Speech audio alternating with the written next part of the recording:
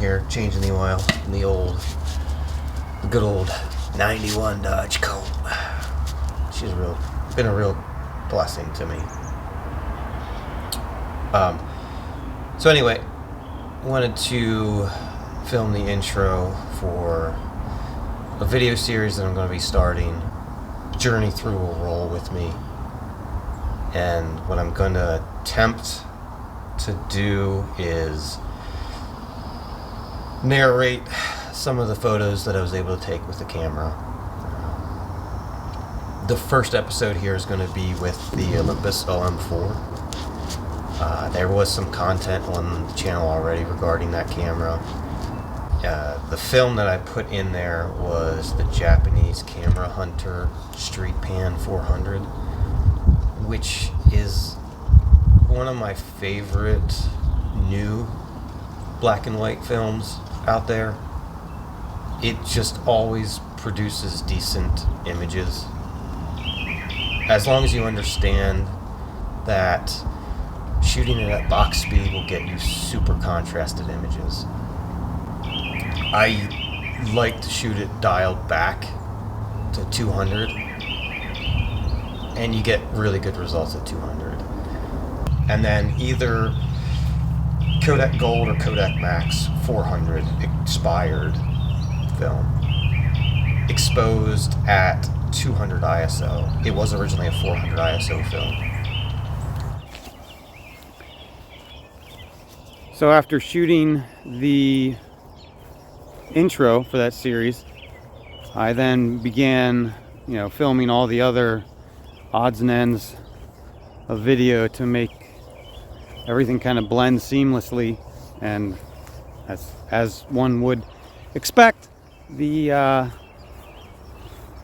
phone stopped capturing footage for a good 20 minutes. So there's a big 20-minute gap where a lot of the photos that I wanted to go over aren't even present. I don't know if they would have made the final cut or not, but there was one photo that I wanted to go back and highlight and talk about real quick, and it's one of the two pictures that I took at the beginning of the roll of my daughter getting ready for school in the morning, that I was just like, I was absolutely thrilled with when I finally got them back and saw them. It was just like, the mood of those two photos is so perfectly matches the mood in the morning when getting her ready.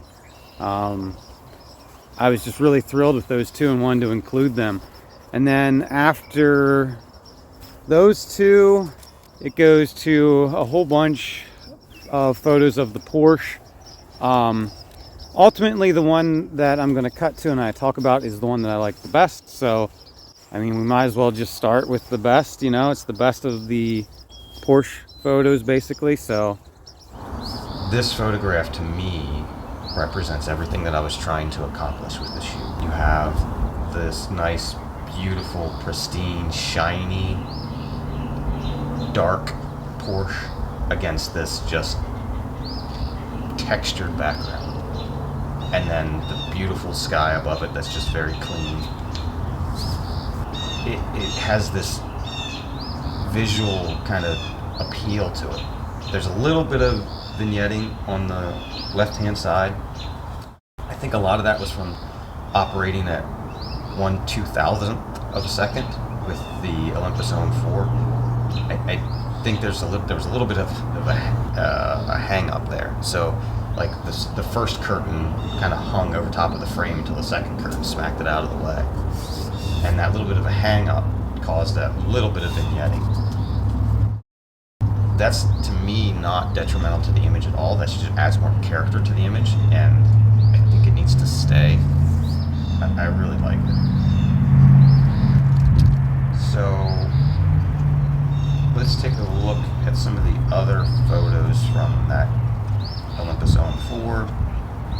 In realizing that I was getting close to the end of the roll of my Street Pan 400, I was driving, saw this abandoned home along the way, and was stopped due to construction.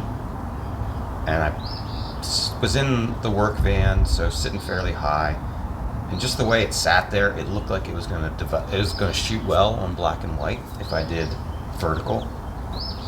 I would say now that after looking at it on black and white and vertical, I don't really care for this photo.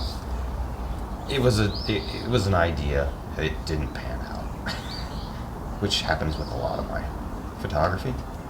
But it's an experience, it's a learning experience. So let's look at another 2 frames that I had taken of my daughter. This was picture day for school.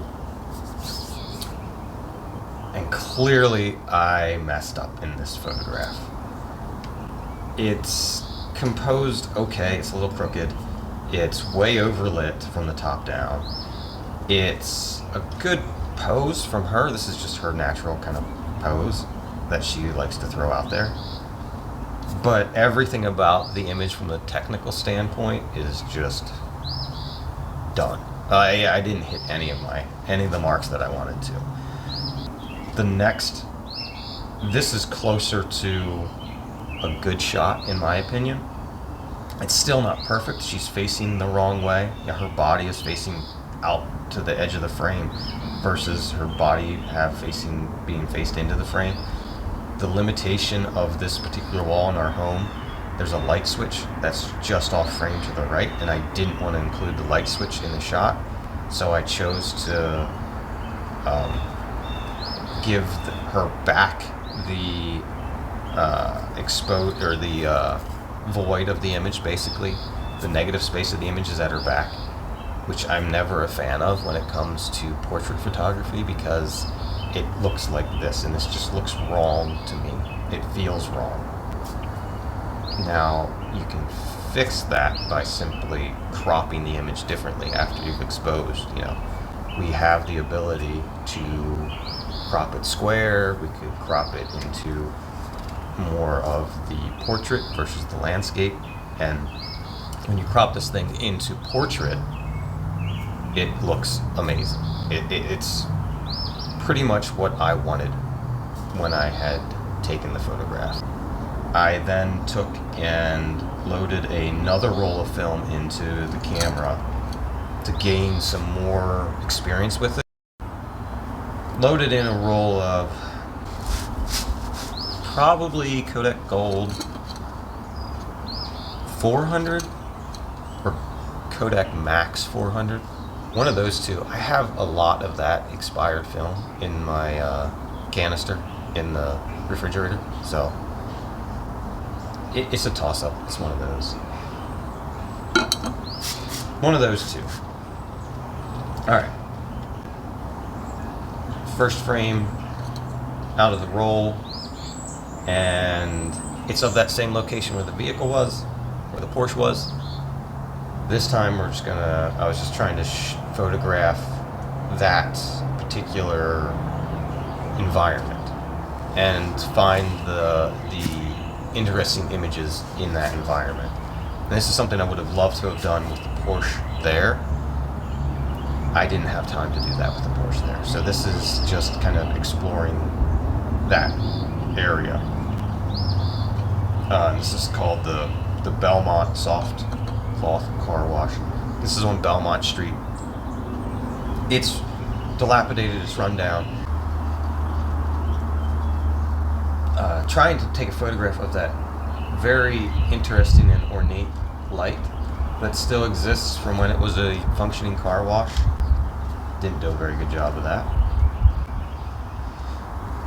Some graffiti that was on the wall and kind of the trash in front of it, and this really to me explains or portrays what that area is to me. It is a rundown, trashed up old car wash that when you shoot on film produces a lot of character.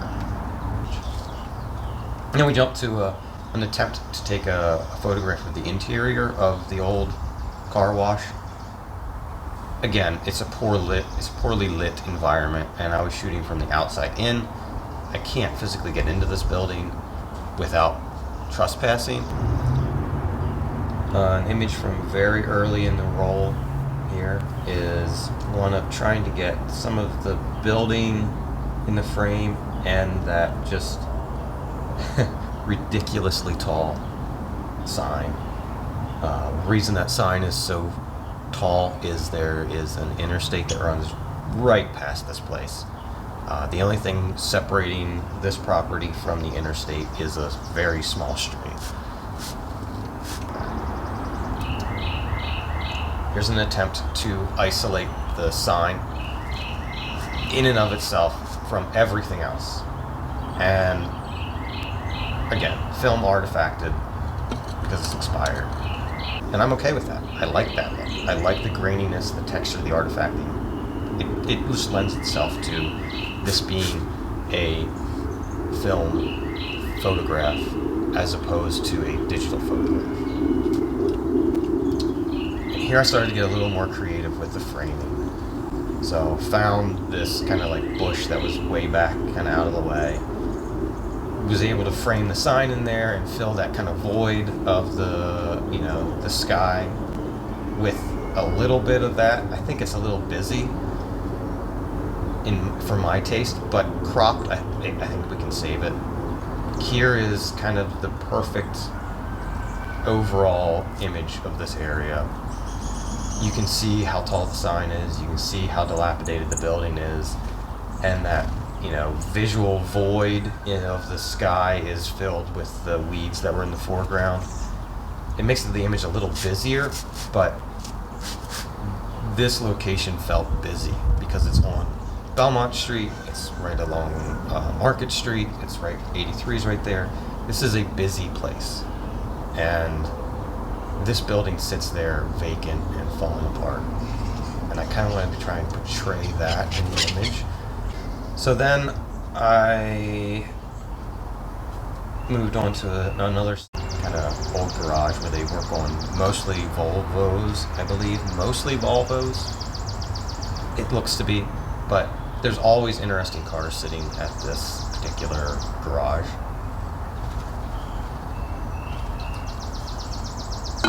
So I wanted to try and capture some of those vehicles. And this is just an array of very different vehicles sitting there for probably very different reasons, but they all have their own character to them. They all have their own personalities, and trying to take this photograph as if it were like a group photo.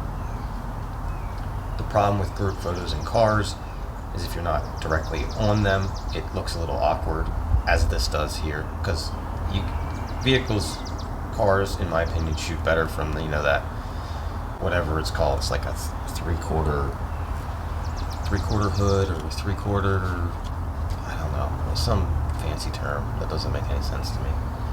This image here is a very cool image to me because of the fact that it looks like a group photo. So then some other photographs that were on this roll. Driving through downtown York, and I saw this building here, which used to be, to me it looks like it was an old theater or something along those lines. It's now converted into a church. And this building just caught my attention as I was driving past, and I knew I had to stop and photograph at least this building.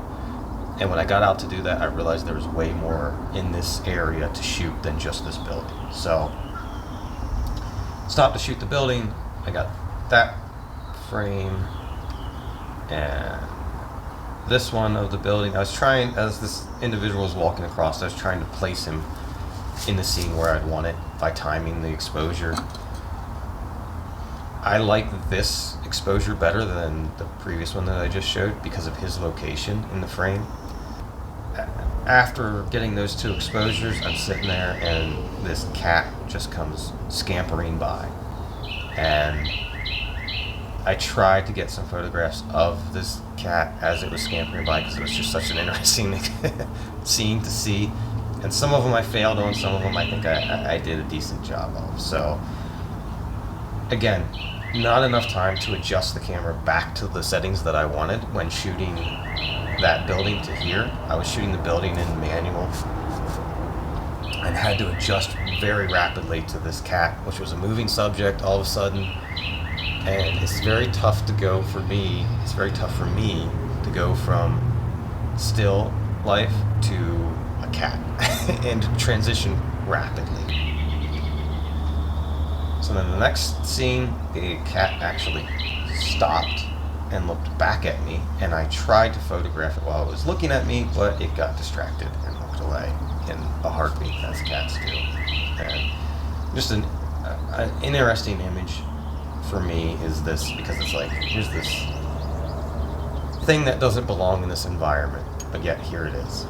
And it's just kind of cool to see. So then the cat kind of rounded the corner and went back this little cubby hole or alleyway, and I started walking past the alleyway and glanced down it and saw the cat at the end of the alleyway, kind of silhouetted against everything, and I was like, holy shit, here's a really good shot, I need to get it. Fumbled with the camera, didn't get it quite perfect as far as what I had seen. But by the time I saw it and then got the camera to my face to shoot it, it had changed, and I just shot it anyway and was just hoping that I would get it correctly. So then in the next frame, when the cat actually turned towards me and looked back, he gets, again, lost in the shadow of everything that he was standing in. But he's kind of silhouetted there, so I think if you see these images in a row, it makes sense. When you see all four of these images together, you understand the story of the cat as it wanders this environment. But when you individualize these photographs, you don't see that story at all.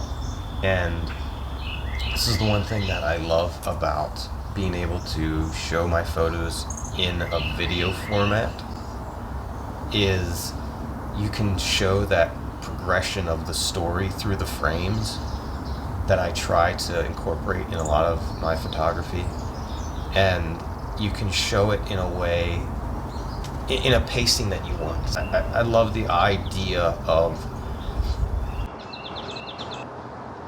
showing still images in a video format, right? It's like the old slides. You'd sit down and watch the slides, and someone would cycle through the slides and they'd tell you about it. It's that experience, just digital for everybody. After shooting the cat, I still had caught, several things had caught my eye. One of which was this building with graffiti on it. And it was just the contrast of the red with the lots of multiple colors. It just seemed to be an interesting exposure. The little bit of wire running through the corner of the frame kind of ruins it. The silver vehicle kind of ruins it a little bit too. And then we come to another thing that you'll find in my photography that I love to take photos of, and that's vehicles. This is a Jeep Grand Wagoneer, I believe. Busted down, missing some windows, lots of flat tires, just rusting away to nothing probably. Nothing's ever gonna be done with this vehicle. It's a shame to see it sitting there. This first exposure was at a very wide, or very narrow aperture, and I transitioned to this, forgot to make the adjustment to the aperture, shot this, and then realized that that probably wasn't going to look very good because the chain link fence would be in focus, as well as the auto. And although I like that kind of texture that the chain link fence adds to the foreground, I think it's overpowering. I think it needs to be more subtle. So the way you can achieve that is by opening your aperture a little wider, and then foreground becomes more blurred, as does your background.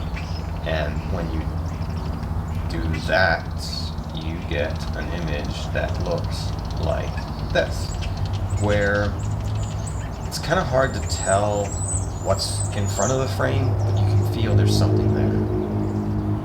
And then you can see that the main focus of this photograph was the Jeep, right? It's not that red pillar, it's not, anything else, it's just that Jeep. Sure, it's center heavy, in my opinion, for, composition. This is a little underexposed, but the underexposure, in my opinion, adds to this image's kind of feel, so I think that needs to be left in place.